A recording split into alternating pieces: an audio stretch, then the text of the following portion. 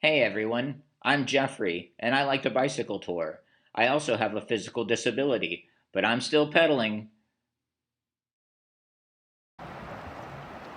Jeffrey, so what do you think about couples cycling? Communication is key. Yeah? Yeah. What happens if you miscommunicate or have poor communication? People argue. I don't know what you want to hear. What? I'm I'm waiting for you to say it.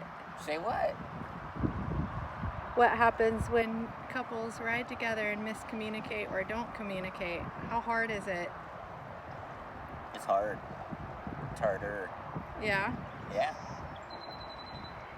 You have to be direct and Yeah. say exactly what you mean. You have to speak up. You have to know your left from right. You have to communicate more. You have to warn people. Bike up, car up, bike back. On your Pothole, left. glass. Yeah. Yeah. So there's a lot of communication when you're couple cycling, right? There's a lot of communication anyways, because even when you're by yourself, you can always talk to you. Right, I'm not positive, but I think that you just rode up the largest hill that you've ever ridden up. What do you think? You're at the top now. Thank goodness. I don't know that I rode the whole way. I walked the last little bit. When the car started stopping behind me, I got off.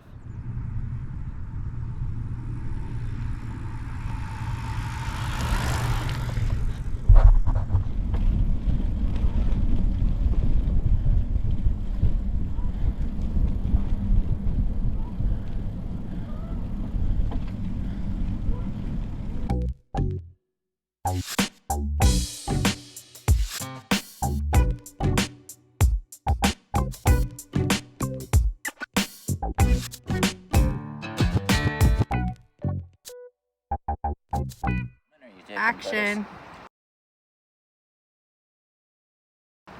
So we're at this beautiful place called Cranes Run. Nice, beautiful day.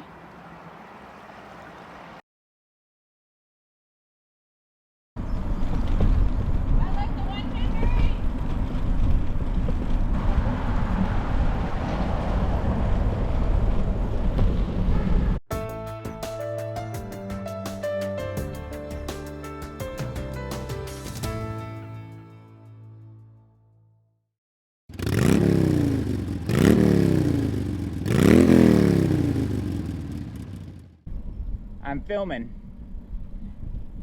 Keep going. It's nicer here. There's a bike path right next to us,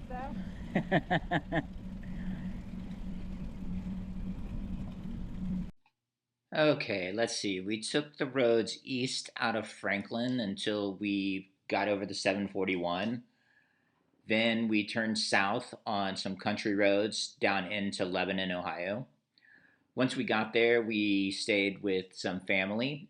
We had some grilled chicken dinner that was awesome and a very nice fire.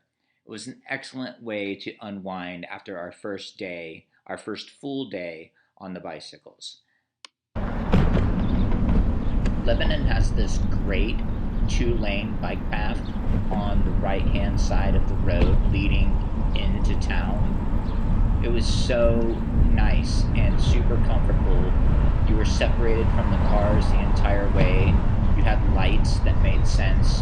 It was a good ride. We really drug our feet getting out of Lebanon in the morning. And then when we did get into town, we wrung our hands time and time again about where to eat until we finally decided to hit up this smoke shed place. It was pretty good, except for Richard. Communication.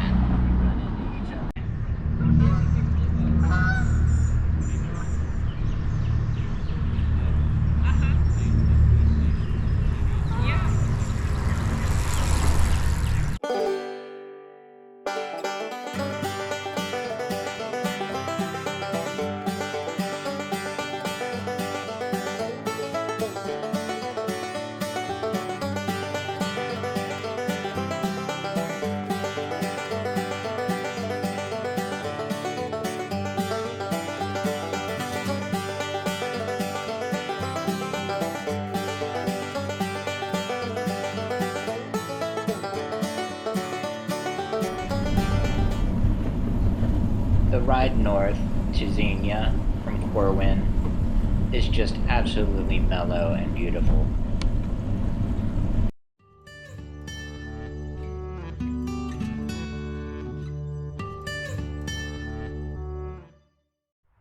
Also, here we are at this awesome park that allows you to camp. We're somewhere just north of Xenia. It's got a shelter, no electricity, a portalet, a beautiful sunset, and surrounded by trees.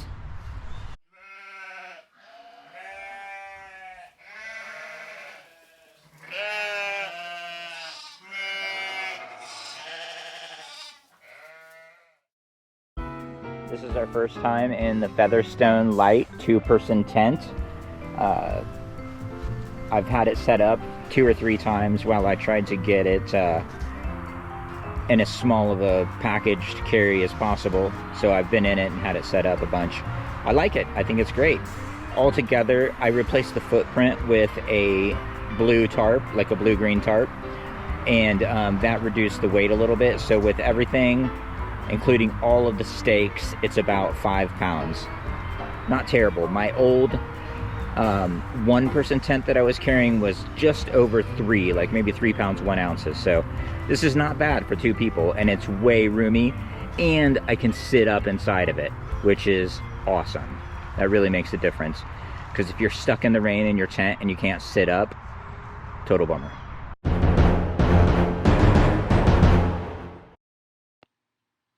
After a pretty uneventful evening camping, we packed up quickly in the morning and headed for home. I didn't really get any filming done because it was like blink and we were home. Gee whiz, so that was my first video that I've ever really made and strung together like that, edited, if you will. I hope that you liked it, and maybe you'll give us a subscribe and follow along as we learn exactly what it is that we're doing. We're still getting a good feel for just riding the bikes in general with a lot of the gear, let alone trying to film and figure out when and what to film and how much to be talking. So I hope you enjoyed it. I sure did have a good time, and I can't wait to do it again. Thanks.